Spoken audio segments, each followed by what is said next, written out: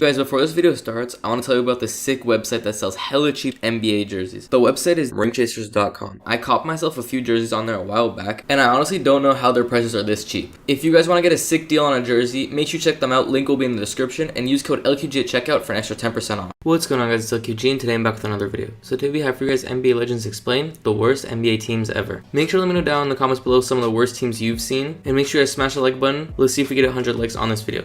Also, make sure you guys subscribe to the channel to catch all the new content. We're releasing daily videos for all of 2021, so make sure you don't miss out.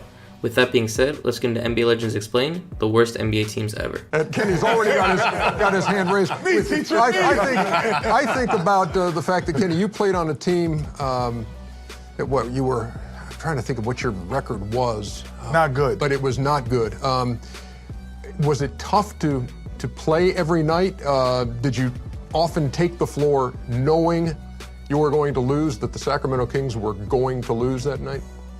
No, you have a delusion that you're going to win games. But in fact, you were 24 and 58. Yeah, you have a delusion, but, you know, Bill Russell at the time was our coach, and we had an interesting concept with me as a rookie.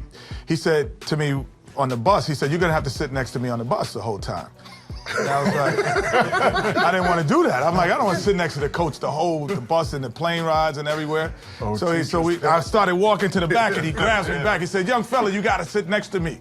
I'm like, why do I have to sit? Because he's a loser. He's a loser. And they're never going to win. So LaSalle Thompson wasn't one of the guys he pointed. He's like, "You can't call these guys losers. You know, what are you doing?" He's like, "I'm trying to trade them. Nobody wants them. Nobody wants them. And if you don't believe me, you can come in the office and sit with me." So Bill Russell was a very keep-it-real coach.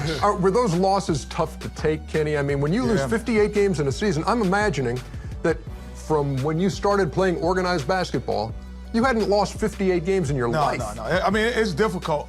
And my agent used to say you could tell when the season started by looking at what I was spending, my spending habits. Because in the season, I would spend more money trying to please myself and make myself up. So I would buy things for myself. Tell to me, make Kenny, myself what kind of cars, what kind of items would you buy? I would buy all these kind of things just to make myself feel better. You spend more money because you know you're losing.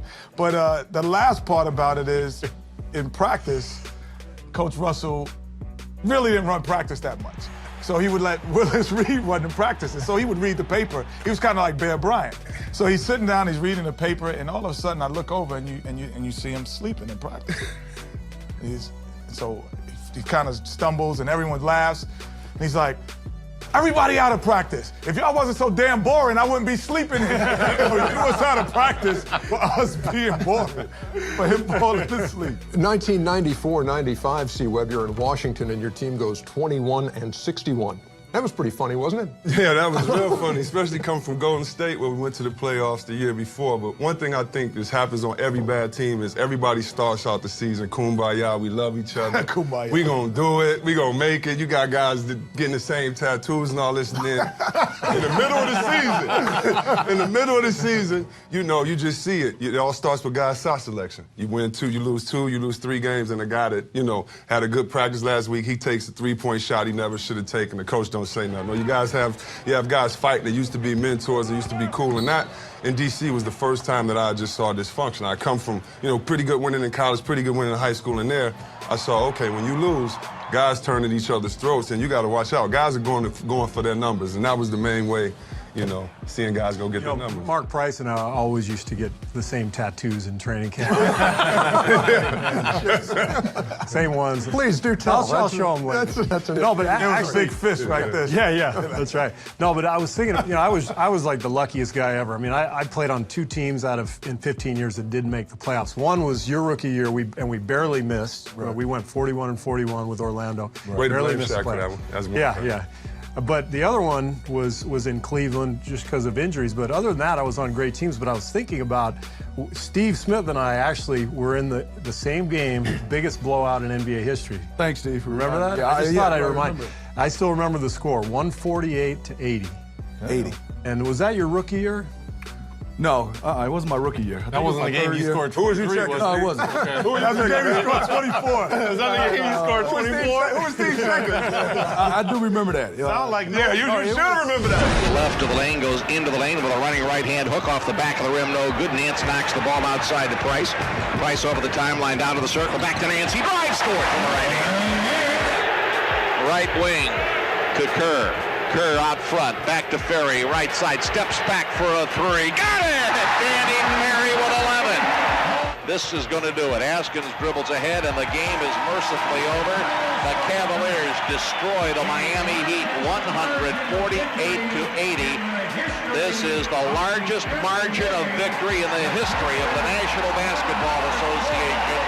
I mean, it was unreal. It was unreal. Kevin Lockyer was our coach, you know, and Kevin Lockyer was unreal with stories. I mean, every time the timeout, he came out and says, you know what? We're not going to win this game. Oh, really? But see what you're made of. You're like, we're not that good right now. I mean, we were getting blown out. I think at one time we were down 70 points at one time. But then you cut it to 68. Yeah, we cut it to 68, yeah. We were down 70. How about playing teams, Charles, that you knew were bad? And that this should be a stat night for you. This should be no problem. I think it's a stat night for the bad players, to be honest with you. Like when you're a star, most of the plays are designed to go to you. You're gonna always get your numbers. I always look when we play the bad team, the guys who are going out working hard in practice every day who don't get in the game. I always try to make a concentrated effort to get them going. Because they're not gonna have 20 points that often. I mean, stars gonna average 20, so it's no big deal.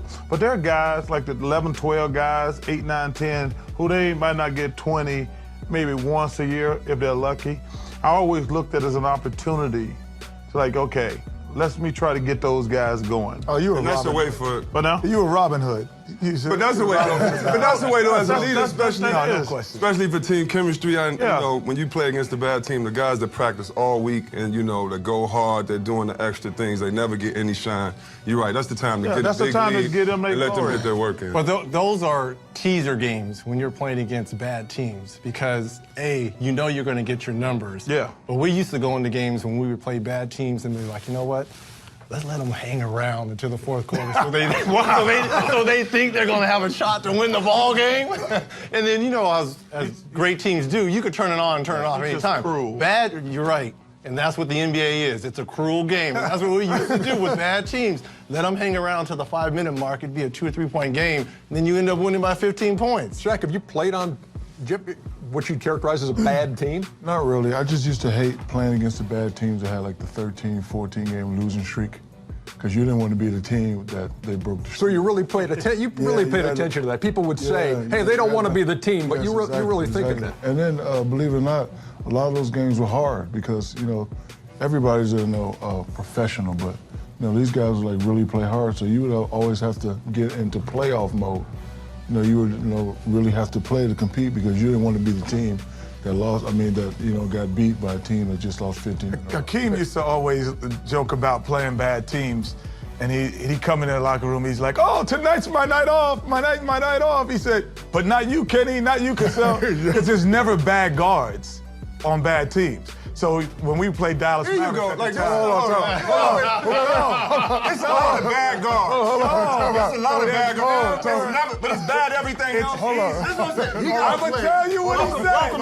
I'm just telling you what he said. Greatest center I know said. He said. Last segment, you said it ain't no bad guards. At half, and y'all down by 11. That ain't no bad guards. No guards. I'm telling you. Guards got to play hard every night. Big fellas could take night off. That's what you said. I'm just telling you what he said. He said. Hakeem would say, I only had to play. Kenny. He said, I only had to play 5 times a game. But a big guy's always going to be big. A big guy's always going to be big. You heard the thing, you can't teach height. There's only 5 guys that Shaq had to play against every night. You mean great centers. I agree with that. But there's great guards on bad teams. And when the guard passed you, Shaq had to leave his big man to go help. But there's never great centers.